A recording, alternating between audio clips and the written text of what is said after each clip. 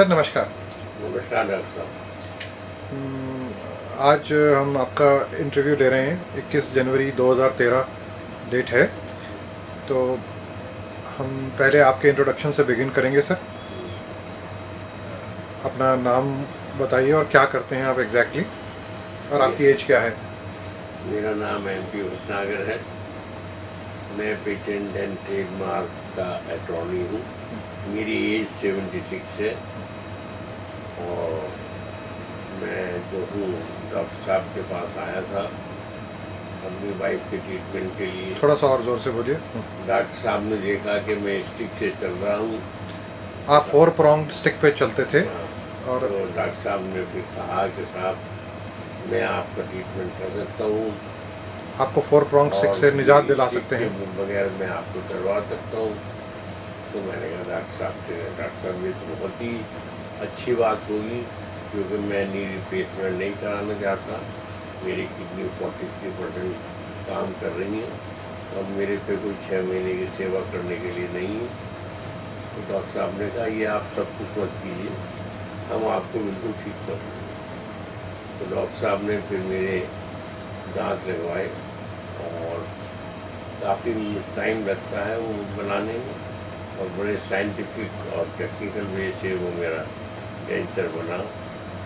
उस डेंचर को पहनने के बाद में पूरी फेशियल आउटलुक में तो फर्क आया, लेकिन मैं उसी दिन जब डॉक्टर साहब के क्लिनिक से कार तक गया तो मुझको लगा कि मेरे शरीर में कुछ फर्क है। जैसे मैं चलता था तो मैं चलने में मुझे सुविधा हुई, और लिफ्ट से उतरते हुए जो पैर उठाना पड़ता है, जब मैं पैर उठाया तो मेरे पैर में जो चटक की आवाज़ थी वो चटक की आवाज़ नहीं आई। उसके कोई 1 हफ्ते बाद ही मुझे विशाखापट्टनम स्टील प्लांट में जाना था। मैं वहाँ गया और जाने के बाद में मैं वहाँ पे उनकी इन्वेंशंस देख रहा था, सुन रहा था। तो उन लोगों ने मुझे इसके बारे में एक पेटेंट की यूटिलिटी क्या है, क्यों करना चाहिए, किस लिए करना चाहिए, कहीं लेक्चर देने के लिए कहा। मैं लेक्चर देने उठा तो उन्होंने उनके मैनेजिंग डायरेक्टर का नहीं था, आप बैठ के लेक्चर दीजिए। तो मैंने जो उनसे परमिशन मांगी कि मेरा एक दांत लगाऊंगा, जो वो देखने में शायद मेरा फेस पे तो वो थोड़े से बाहर टूटे हैं, आप उसके लिए माफ़ी देंगे, अगर आप वो चाहें तो मैं वो लगाऊंगा। उन्होंने कहा नहीं था, हमें तो आपकी आवाज़ सुननी है, आपसे सीखना है, हमें उससे। वो दांत मैंने लगाए। उसके बाद में मैं बैठ के बोलना शुरू किया, और बैठ के बोलते बोलते एकदम जो थी मुझे एनर्जी से फील हुई कि कुछ ऑडियंस को मैं एड्रेस नहीं कर पाया। And then I got up, और आधा घंटे तक नॉन स्टॉप मैं बोलता रहा। बोलते बोलते क्या हुआ कि ये टेम्परेरी डेंचर था, थोड़ा सा बाहर आया, निकल गया, फिर मैंने लगाया और मैं 1 घंटे तक अपने पैर पे खड़ा हुआ बोलता रहा, लेक्चर दिया। और मुझे शाम को फिर जब मैं लौटा गेस्ट हाउस तो मुझे तब बड़ा डर लग रहा था कि आज मैं 1 घंटा खड़ा रहा, अब मैं अकेला हूँ गेस्ट हाउस में, तो क्या होगा, मेरे दर्द होगा, क्या होगा। पर मेरे कोई ऐसा दर्द नहीं हुआ, मामूली जैसा रोज़ होता था उससे कम ही हुआ। और डॉक्टर साहब ने मुझे बता दिया था कि जब आप सोएं तो लगा के सोएं। और क्योंकि नेक्स्ट डे मेरी मॉर्निंग में फ्लाइट थी तो मुझे डर लग रहा था कि नींद नहीं आई, अकेला हूँ, बेड भी अजब था, और मैंने तो ऑइंटमेंट भी नहीं लगाया था, पेन किलर में बिल्कुल खाता नहीं हूँ, मुझे डर लग रहा था कि नींद नहीं आई। तो मेरे पेन भी नहीं ज़्यादा हुआ, मामूली हल्का सा था, जिससे पर मेरी नींद डिस्टर्ब नहीं हुई, और मैं सोया और सुबह उठ के मैं अपने आराम से फ्लाइट से घर आ गया। उसके बाद में मैं इसको लगाता रहा हूँ और 3 महीने मेरा बहुत इम्प्रूवमेंट हुआ। मेरा घर से ऑफिस से फ्लोर पे है, मैं आराम से चलता हूँ, अपने कार्य सब करता हूँ। अब ये क्योंकि ये क्लिनिकल स्टडी एक तरह से पूरी हो गई है, अब डॉक्टर साहब ने एडवाइस किया है कि मैं आगे बढ़ूं और इसको अपने पूरा ट्रीटमेंट कराऊं, मेरे पैर भी ठीक हो जाएंगे और मेरी जो शरीर में जो मैं जो वेट गेन कर रहा हूँ एक्सरसाइज ना होने की वजह से वो भी ठीक हो जाएगा और overall I will be a better man than what I am. Thank you sir. And if you also remember कि आपको काफ़ी तेज़ दर्दें होती थी रात के टाइम पे, और रात के टाइम 15 कदम चलने पे खासकर सर्दियों में बहुत तेज़ दर्दें होती थी।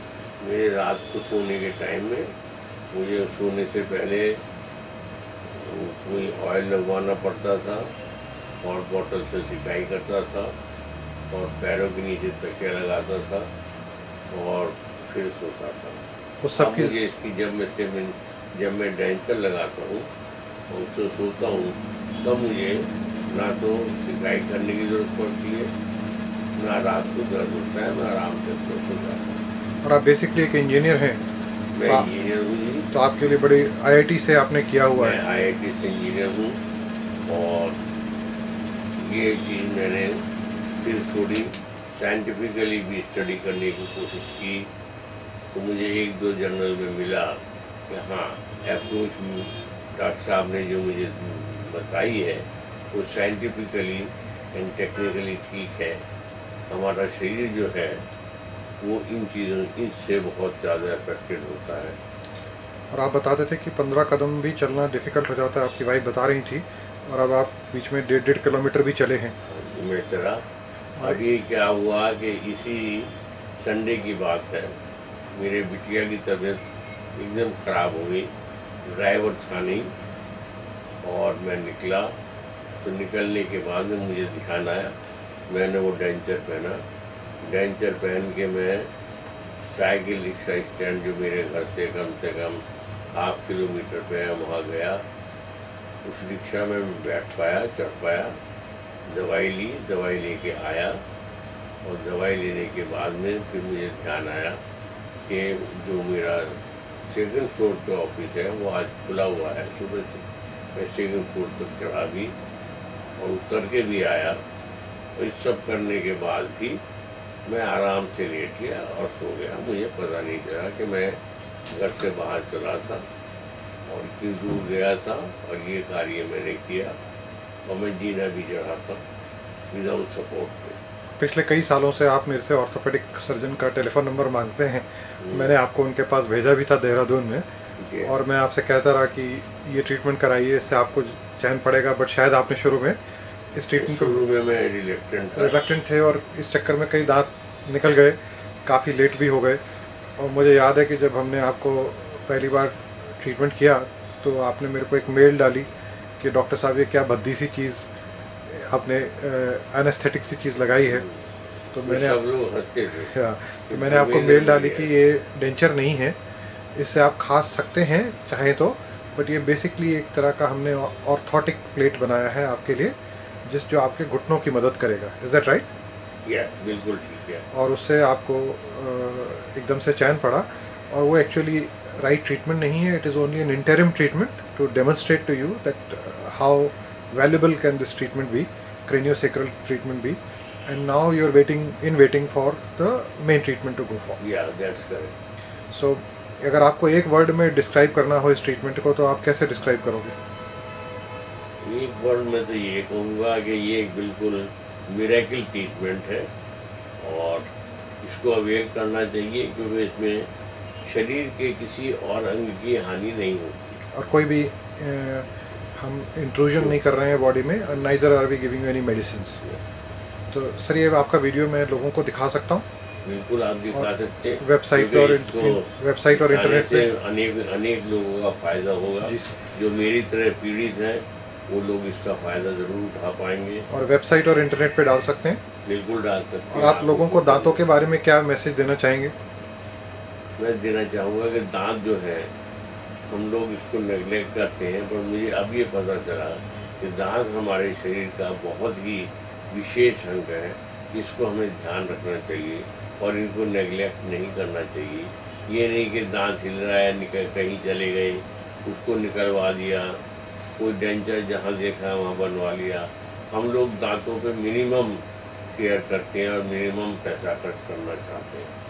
तो और ऑर्थोपेडिक्स से और या जो आप एक्सरसाइजेज उन्होंने आपको सिखाई थी उससे कभी इतना फ़ायदा हुआ आपको? नहीं, उससे इतना फायदा नहीं हुआ। So thank you sir, thanks a lot. एक हम आपका शॉट आपकी स्टिक के साथ लेना चाहेंगे, आप वॉक करते हुए और उसके एक बार बिना वॉक करते हुए हम शॉट लेना चाहेंगे सर।